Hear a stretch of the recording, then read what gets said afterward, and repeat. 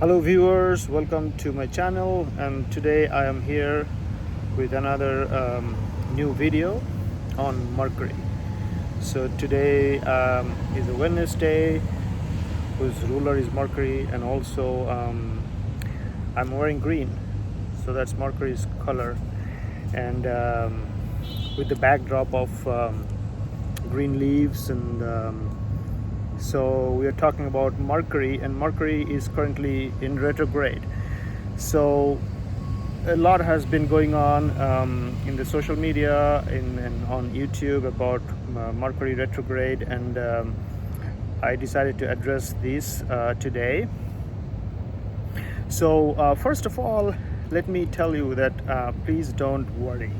Please don't think too much about it. It's nothing bad going to happen, as most astrologers try to predict, like bad things are going to happen. Mercury is retrograde. Let me say in the outset that every year, a few times during the year, we witness this event happening, because Mercury is very close to Sun. You know, in the solar system, Mercury is the closest planet to Sun, and throughout the year, several times Mercury retrograde happens. And this is possibly in this year second or third time, I forgot, but there is nothing to worry about it. There is nothing to fear about the Mercury retrograde that is happening.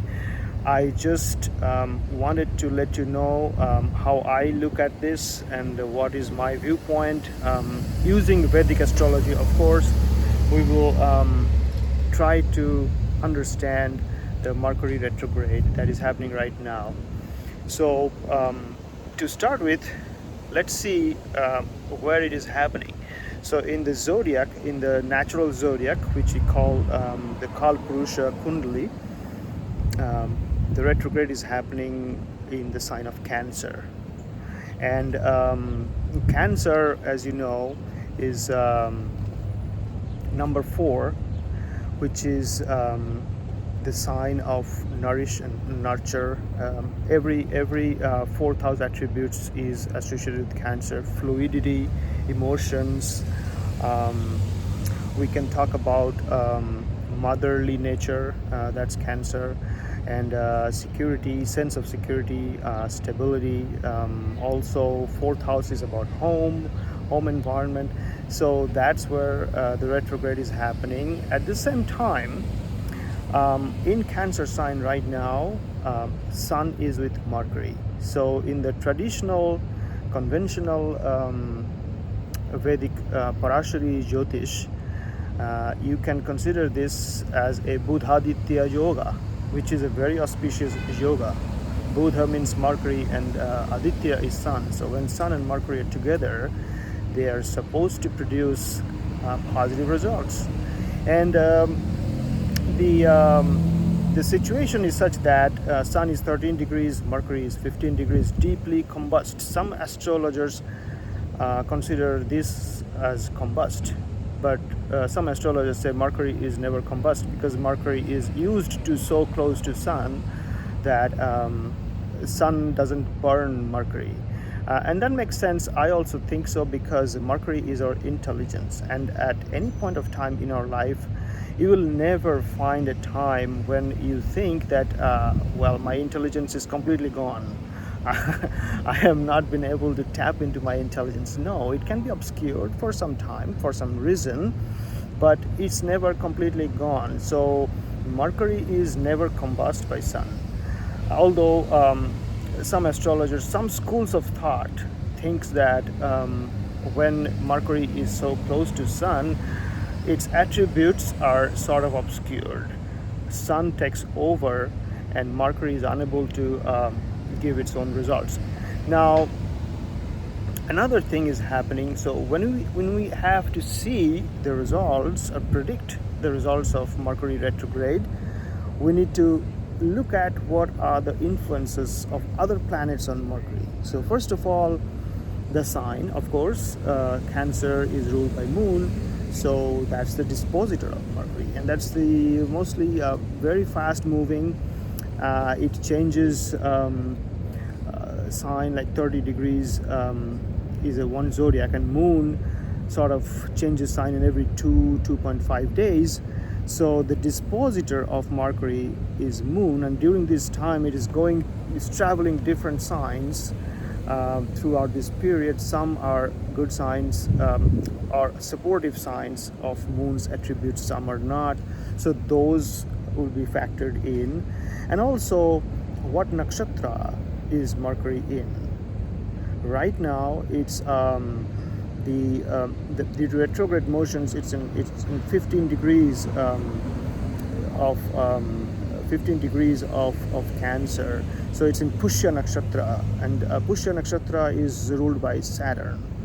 And it is very supportive of the Cancerian qualities, because Pushya is also about nourish and nurture and taking care of people.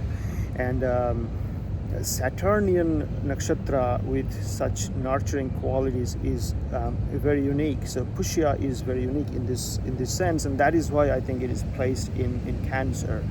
So these qualities, so whenever for that matter, any planet that is exhibiting some kind of results, they will be colored by the sign they're in and the nakshatra they're in. So we can safely determine that, okay, this Mercury here is having the nourish and nurture kind of qualities in it. So the communication, what Mercury is all about, communication, logic, deductions, analysis, all those will be colored by a deep sense of purpose, which is nourishing or nurturing in nature. That's how it has to be seen. But because it is obscure, because sun is sort of overshadowing these qualities, so these qualities will struggle to manifest. At the same time, you have to think that a retrograde planet is a stronger planet. It's in some classical texts, they also they even talk about a retrograde planet like an exalted planet. It gains in bal, or gains in strength, which is a particular strength called cheshta bal. When a planet turns retrograde, it gets cheshta bal, so it becomes stronger. So at the same time, Mercury is stronger, so these kind of tendencies, these qualities of Mercury will be struggling to manifest. But because of sun, because it is obscure, those qualities will not be able to manifest easily. So there will be a struggle. And this is compounded by two other factors, which is, so you know that 30 degrees of a sign is divided into nakshatras, right? Like 2.5 nakshatras in each zodiac sign. And then each nakshatra, 13 degree, 20 minutes, each nakshatra has 4 padas. So there are subdivisions, and those padas also have their lords.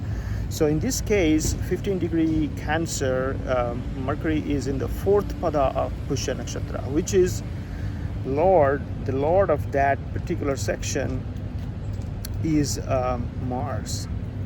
So Mars brings in a reactive energy, like I want to do it now, I want to push it farther, I want to do it anyways. A lot of energy, a lot of push, a lot of drive, a lot of ambition comes in because of Mars. So the struggle becomes intense. The intensity grows. The need, the urge to express the qualities of nourish and nurture, mothering, taking care, those qualities will try to manifest there will be very strong urge to express those, but they won't be expressed. You see, this is the tussle that is going on, and compounding that is excuse me, Saturn. So in Bhrigu Nandinari, the trinal aspects are also taken. So in addition to Saturn's own Parashari aspects, if you consider the Bhrigu Nandinari, then you will see that Saturn is sitting in trine with this Mercury. So the Saturnian influence of delay and obstruction also comes into play. So the internal fight, the internal struggle that we'll all experience during this period is that we want to take care of things. We want to express our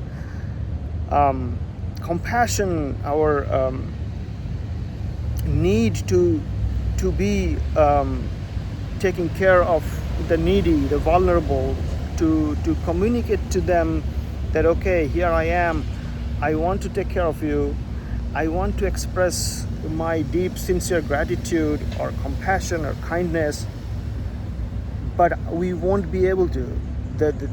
Whatever we express, whatever we communicate will be opposite to that. Isn't it amazing? That's how Jyotish works. So whatever you want to communicate, it'll be perceived as an expression of your ego because of the sun. To the person you're communicating, that person will understand that, oh, this person wants to exert his influence, her influence and power, and wants to try to control me. That is how it will be perceived. But from your end, you will struggle to express your sense of compassion and kindness and your need to take care. The caring attitude will be misunderstood as a egotistic attitude. That's going to happen to. Now the question is, will that happen to everybody? This is the question that I always receive from people, because we have different ascendants, different moon signs. How will that impact me? How will that, if I'm running a particular dasha, how will that impact me? See, the important thing here to understand about Jyotish is that Jyotish only tells you the possibilities, okay? Nothing happens, it's not a prophecy. If I tell you this is the struggle going on right now according to the zodiac, according to the planets in the sky, it does not mean that struggle will be evident in everybody. It is not, because events happen because of our own karma.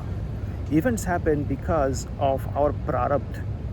So you know that we have 3 different kinds of karma, right? One is prarabdha, which is we are carrying through lifetimes, and some of it is cut or deducted when we take birth, and the rest is called prarabdha. The sanchita karma, which is from we are carrying through lifetimes, becomes prarabdha the moment we take birth in this life. And then there is kriyaman karma, which we do every day, like I am making this video. And then there is agami, which is the future. So all these karmas plays an important role. Prarabdha is already there.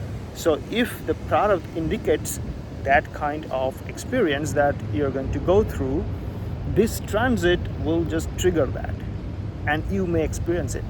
But in other cases, if the prarabdha does not indicate such an experience, you will never experience it. Although your dasha may indicate it, your ascendant sign may indicate it, your moon sign may indicate it. So it is not applicable to everyone, but it is important to know that what are the possibilities. So if you talk about the ascendant signs, which will tell you how certain things can be physically manifest. So if you talk about Cancer ascendant, where it's happening in their first house, so it's all about them. So they will probably experience it intensely. Like that, you have to see. So if you're a Cancer moon sign, you'll feel it internally. Maybe you will refrain from communicating to someone because you will feel the struggle within, and you will refrain. So Mercury retrograde in general will slow down things, compounded by Saturn in this case in the trine, and also intensify the internal struggle because it's in Mars's Navamsha.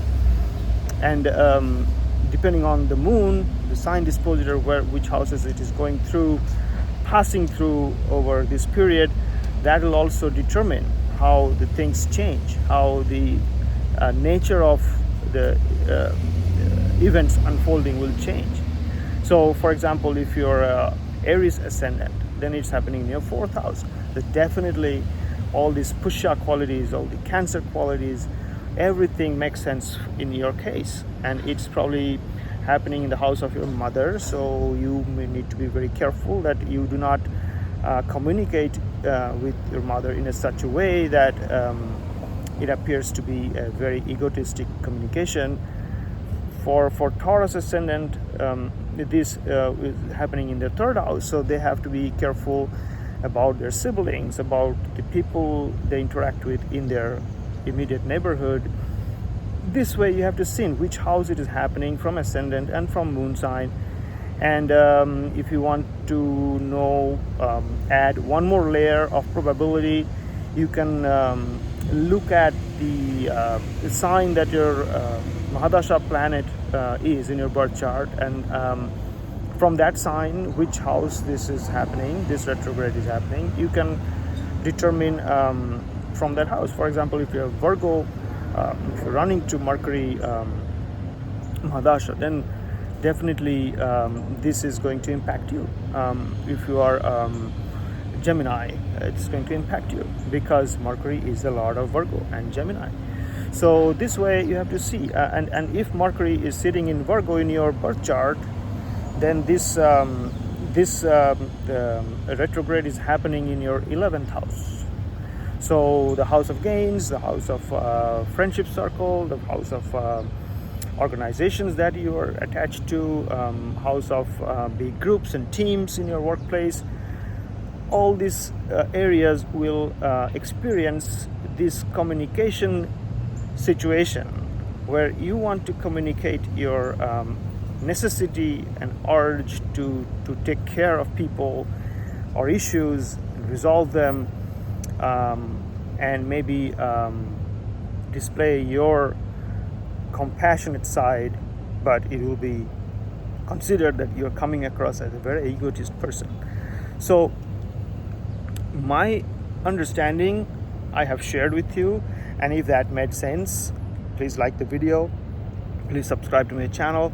At the end of it, I think the astrology, the way it exists, has to be redefined, retold, and re-explained to people with some logic put into it. And there is nothing to fear about any transit whatsoever. No planet is bad, no planet is absolutely good, and the sense of good and bad is within us, and nothing prevents us from doing good karma. So whatever events happen in our lives, whatever circumstances we are put into, our karma plays a big role in it. So please continue doing good karma and stop worrying about planetary transits and other things that it's going to go do something bad for you. And if we are meant to experience something bad, we will experience that anyways. So let's not worry about it. It's all in our birth chart. We can look at it and determine, and then take our steps to perform good karma, and we will be able to remedy that. Thank you so much for watching, and I will see you in a few days with another video. Until then, goodbye.